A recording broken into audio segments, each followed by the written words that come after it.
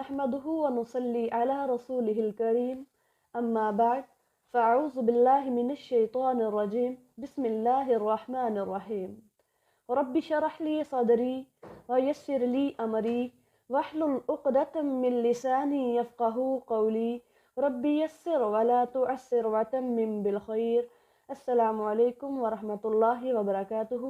امید کرتی ہوں آپ سب ایمان اور صحت کی بہترین حالت میں ہوں گے۔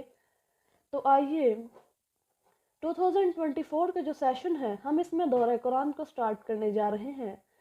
تو اس میں ہم پورے قرآن کو دور کریں گے، جیسا کہ رسول اللہ صلی اللہ علیہ وسلم جبریل امین کے ساتھ ہر رمضان المبارک میں قرآن کا دور کیا کرتے تھے، اور جس سال پیارے پیغمبر نے اس دنیا فانی سے رحلت فرمانی تھی تو اس سال 2 مرتبہ قرآن کا دور کیا۔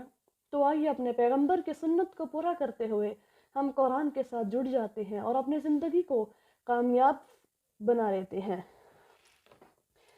رسول اللہ صلی اللہ علیہ وسلم نے فرمایا، صحیح البخاری حدیث نمبر 37، جو کوئی رمضان میں راتوں کو ایمان رکھ کر اور ثواب کے لیے عبادت کرے اس کے اگلے گناہ بخش دیے جاتے ہیں۔